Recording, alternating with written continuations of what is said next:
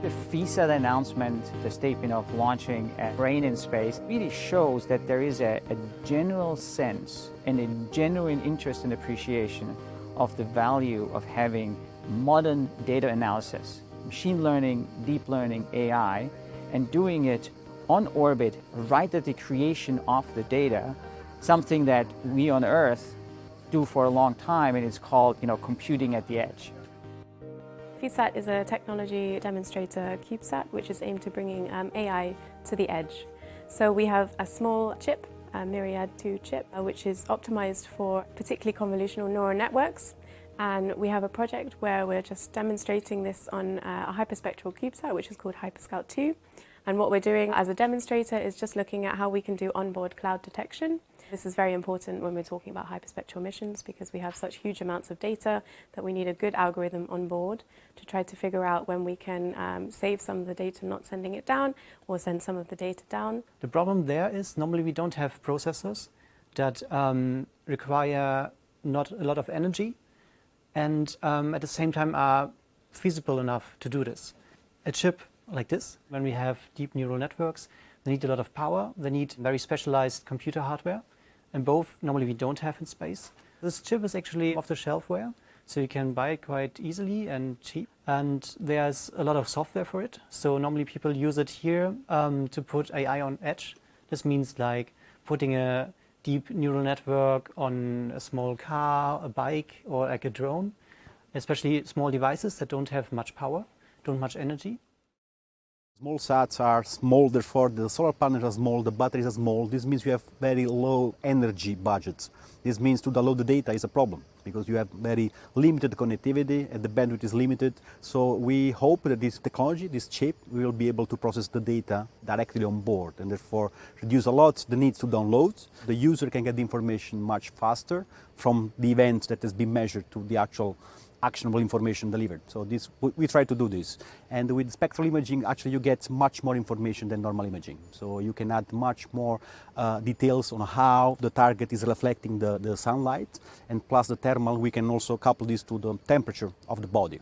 And this opens up really a lot of physics behind. And with AI, really we need to work closely to ESA to make sure this is processable in space. So our first application for the FISAT was to train a cloud detection model, which means we want to select scenes that have too many clouds and just filter them out and don't download them at all.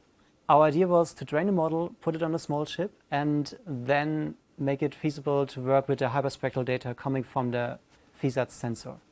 And this is a very small demo, which shows how the actual model reacts to different cloudy situations. We can tune a model so it has different thresholds. We had to train it on Sentinel-2 data, which we transformed, and we add some noise and some transformations. So we could feed it into our model, and this will hopefully make sure that our model will also work on FISAT on the original data coming from the sensor.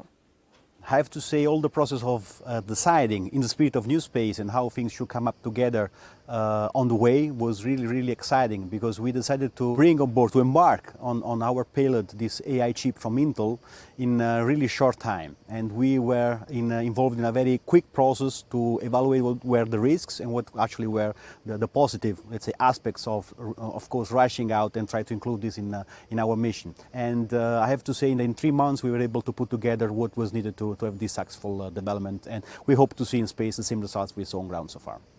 I believe this is the right approach, given, let's say, the new era where we are now, making sure that we can launch fresh technology quickly and not waiting decades is very important as well. And I think ESA with the fill-up realized that this is the way to go. And this first year for us involved in this process was brilliant. So I have to say they really caught up very quickly to what the commercial market was doing.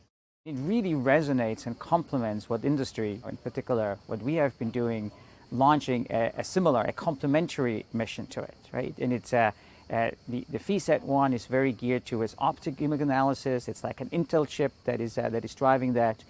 What we are launching is one from NVIDIA. It is more geared towards the analysis of radio frequency data.